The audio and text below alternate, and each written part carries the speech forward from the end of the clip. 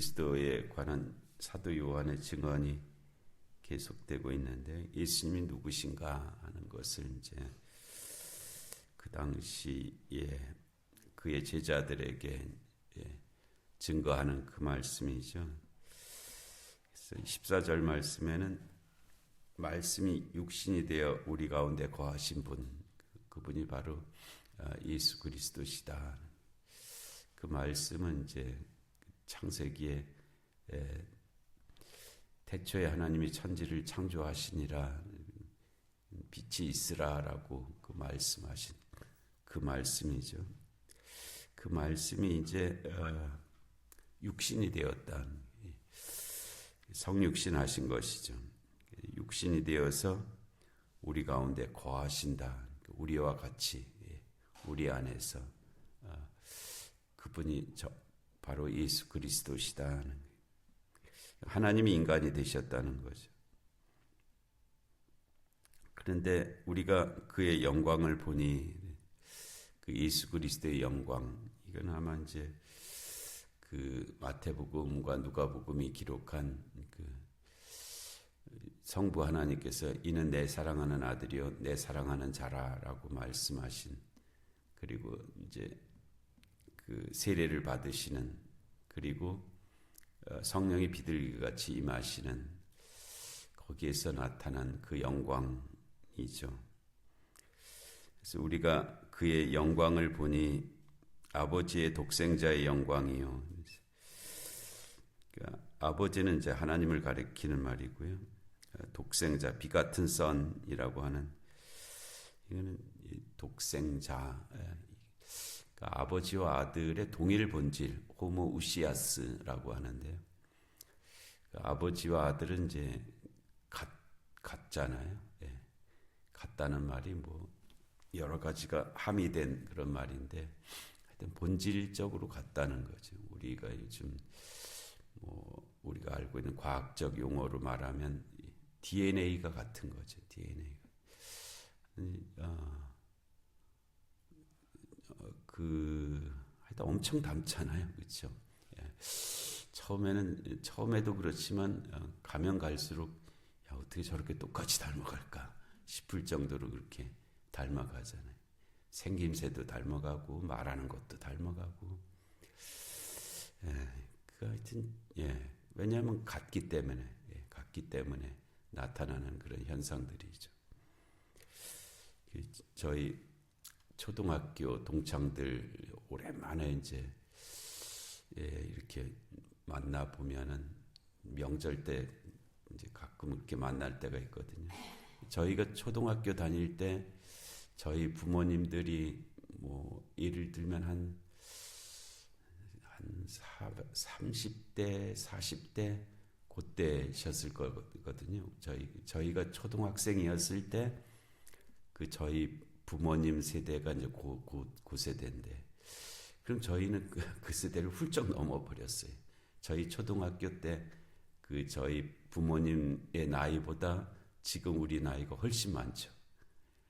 그래서 그때 그 초등학교 때는 하여튼 무슨 일이 있으면 부모님들이 호출이 됐잖아요. 그래서 그분들이 이렇게 오실 때 모습이 굉장히 이제 연세가 많게 이렇게 보이고 그렇게 보였는데, 이제 그때보다 훨씬 지금의 우리 나이가 더 많고, 그리고 그때 그 오셨던 그 모습이 그 아들들에게서 그대로 이제 쟤네 아버지가 또 온다 그렇게 느껴질 정도로 아주 재밌기도 하고 당혹스럽기도 하고 그렇더라고요. 어떻게 저렇게 걸음걸이도 똑같아요. 걸음걸이도 똑같고 참 시간이 엄청난 하여튼 많은 시간이죠. 그래도 몇십 년이 지난 시간인데 그 시간 속에서 변하는 것도 있고 변하지 않는 것도 있고, 아버지의 독생자의 영광, 이 독생자라는 것은 그래서 강조점이 아버지와 아들이 같다라는 것을 말씀하신 의미에서의 독생자입니다. 그러니까 우리가 지금 외아들 이런 개념을 말하는 것이 아니고요. 하나밖에 없는 그것을 말하는 거기에 강조점이 있는 것이 아니고 아버지와 같은 의미에서의 아들, 뭐 그런 것이 이제 독생자의 아버지의 독생자의 영광, 하나님의 영광이 아들에게도 있다. 그렇죠. 그 아버지의 그 모든 것이 아들에게도 있기 때문에. 근데 그 영광이 어떻게 나타나냐 하면은 은혜와 진리가 충만한 것으로 나타났다. 교회 이름 가운데 은혜와 진리 교회라는 교회 있잖아요. 아주 큰 교회인데 여기서 은혜 이 카리스라는 말이 있고요. 이 구약의 용어로는 헤세드입니다. 헤세드는 이제 그 언약적 사랑을 헤세드라고 해요. 언약적 사랑. 이 언약적 사랑이란 말의 강조점은 뭐냐면 약속이 반드시 이루어진다라는 그런 의미예요.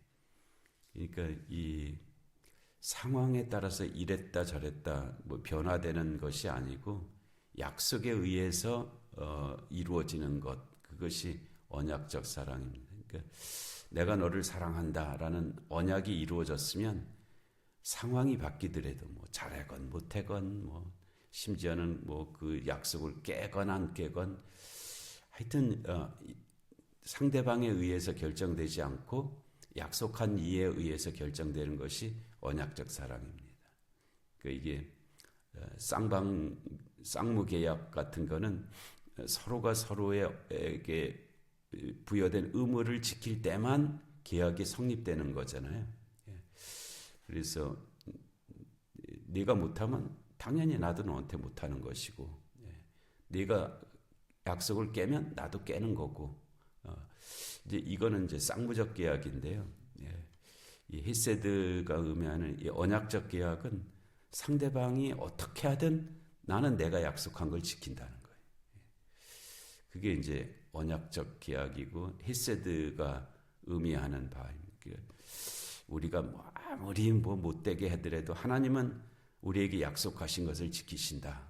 그런 의미가 이 헤세드의 사랑이죠. 뭐 가끔 부모들에게도 나타나는 모습이잖아요.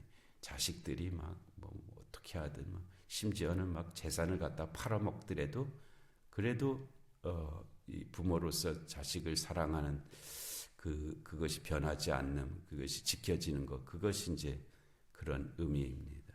보통 사회에서는 이제 그렇지 않잖아요. 서로가 약속을 지키는 한에서 그 내용이 이제 이루어지죠. 그 약속이 누군가에 의해서 깨어지면 다 이제 무효가 되는 거잖아요. 근데 이 헤세드라고 하는 것은 이제 그게 신약에서 카리스라고 하는 은혜로 이렇게 됐는데요. 그리고 이 은혜는 이제 그와 같은 그 태도를 가리키는 거지. 태도. 하나님께서 우리에게 나타나시는 그 모습, 그러니까 하나님이 인간이 되셔서 우리에게 오심, 그것이 은혜라는 거예요. 그와 같은 태도가 은혜라는 것이고요. 그러니까 독생자가 우리에게 오심의 모습, 그것이 은혜고, 그리고 진리는 이제 알레테이아인데, 알레테이아는 히브리어로 에메트라는 말입니다. 에메트는 히브리어 자음자의 첫 글자와 중간자와 마지막 글자를 가지고 만든 단어거든요. 그래서 알렙, 맴, 테트 이 세 글자를 가지고 에메트, 이 진리라고 그렇게 글자를 만들었는데, 이 진리는 이제 우리가 생각하기에는 무슨 이념, 뭐 지식, 뭐 그런 또는 아는 것, 뭐 이런 쪽으로 연상이 되기 쉬운데, 이 에메트, 이 알레테이아를 통해서 나타나는 이 진리, 또 요한복음에서 사용되는 이 진리는 그거에 내가 곧 길이요 진리요 생명이니, 그러니까 예수 그리스도 자신을 가리키는 거예요. 그러니까 어떤 지식이 의미하는 바가 아니고 그 지식이 나타난 거예요. 현현한 거지, 현현한 거예요. 그러니까 독생자가 우리에게 나타난 거예요. 그분이 오신 거예요. 그게 진리라는 거예요. 그러니까 어떤 지식이 전해진 것이 아니고 그 지식이 의미하는 바가 현실이 되어서 나타남, 그게 진리라는 거예요. 이론이 아니고 실제라는 거죠. 그래서 진리라는 말씀은 예수 그리스도에 대한 예언이 아니고 그 예언이 실체가 되어서 우리에게 오심, 그게 이제 진리예요. 그러니까 예수님께서 이 세례를 받으시고 우리에게 오신 그 모습이, 예수님이 세례를 이제 인간이 되셔서 세례를 받으신 그 실체잖아요. 그 하나님이 인간이 되신 것이 은혜고요. 그러니까 우리가 어떤 사람이 우리에게 저 높은 자리에서 뭘 이렇게 베풀어 주는 것은 그건 동정이잖아요. 동정, 구제 뭐 이런 건데, 그렇지 아니하고 그 자리에서 내려와서 우리의 자리에 와서 무엇을 해주는 건 은혜란 말이에요. 그러니까 하나님이 인간이 되셔서 우리에게 오시는 것은 은혜고요. 그 오신 그분이 진리라는 거예요. 진리. 그래서 독생자가 우리에게 오셨는데 그것이 은혜고 진리였다는, 같은 개념이 포함되기도 하지만 어떤 강조점은 그것이 그분이 우리에게 오신 태도가 은혜고, 그러니까 사람이 태도를 잘해주면 은혜가 되잖아요. 좀 겸손하고 친절하고 배려하고, 그러면 그 은혜가 되잖아요.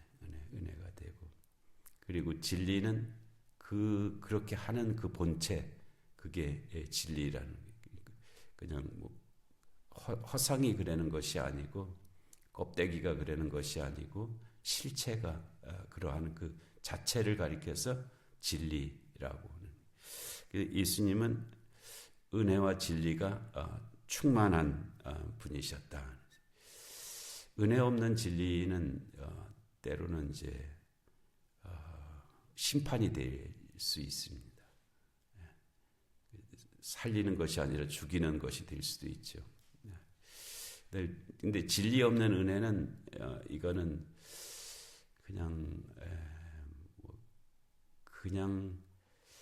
그냥 지속되지 못하는 어떤 현상 정도로 끝난, 방향도 없는, 그냥 무조건 좋은, 그러니까 단순하게 그냥 좋은 뭐 그런 그 정도의 한순간에 없어질 수 있는 뭐 그런 것이 이제 진리 없는 은혜죠. 실체가 없는 뭐 잘해주는 거, 이거는 그냥 상황에 따라서 이럴 수도 있고 저럴 수도 있고 그런 거잖아요. 근데 예수 그리스도께서 우리에게 오심은 은혜와 진리로 우리에게 오셨다. 그 교회 이름은 참 잘 지은 것 같아요. 은혜와 진리 교회. 그래서 은혜와 진리가 가득 찼다는 거예요. 은혜가 조금 있는 정도가 아니고, 진리가 조금 있는 정도가 아니고, 은혜와 진리가 충만하신 분이 바로 예수 그리스도시다라고 요한이 그렇게 증거하고 있어요. 그래서 요한복음 1장 14절은 정말 중요한 말씀입니다. 아주 많은 개념들이 여기에 다 들어있는 그런 말씀. 요절이죠. 요절. 우리가 꼭 외워야 될 그런 말씀이 육신이 되어 우리 가운데 거하심에 우리가 그의 영광을 보니 아버지의 독생자의 영광이요 은혜와 진리가 충만하더라. 요한이 그에 대하여 증언하여 외쳐 이르되 내가 전에 말하기를, 그의 제자들에게 계속 말을 해왔어요. 내 뒤에 누가 오신다. 내가 아니다. 난 줄로 착각하지 말라. 요즘 난가병이 많이 있다. 난가병. 장관 난가. 정권이 바뀌면 항상 전화기 품에 안고 살잖아요. 나한테 전화 오나. 근데 요한은 내가 아니다. 나라고 착각하지 말라. 내 뒤에 오시는 분이다. 내가 아니다. 내 뒤에 오시는 분이다. 내 뒤에 오시는 이가 나보다 앞선 것은 나보다 먼저 계심이라. 선제를 가리키는 말. 선제. 그 선제는 아르케의 선제죠. 나보다 먼저 계심이라 한 것이 이 사람을 가리킴이라. 내가 이전에 말했던 그가 이분이시다. 우리가 다 그의 충만한 데서 받으니 은혜 위에 은혜라. 은혜 위에 은혜, 은혜가 계속된다는 뜻입니다. 끊임없는 은혜, 은혜 위에 은혜죠. 한 번만 베풀어 주는 은혜가 아니고요. 끊임없는 은혜, 은혜 위에 은혜. 율법은 모세로 말미암아 주어진 것이요 은혜와 진리는 예수 그리스도로 말미암아 온 것이라. 본래 하나님을 본 사람이 없으되 아버지 품속에 있는 독생하신 하나님이 하나님을 나타내셨느니라.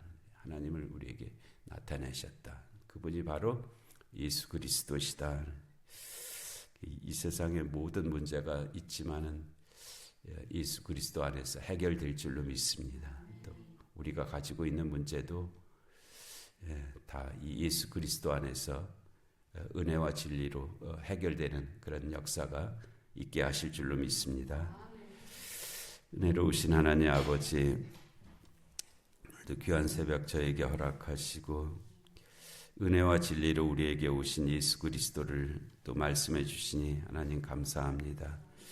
그 은혜와 진리 속에 또 하나님의 거룩한 역사가 이루어지는 줄로 믿사오니 저희가 이 믿음을 가지고 또 그렇게 하는 저희들도 살아갈 수 있게 하여 주시옵소서.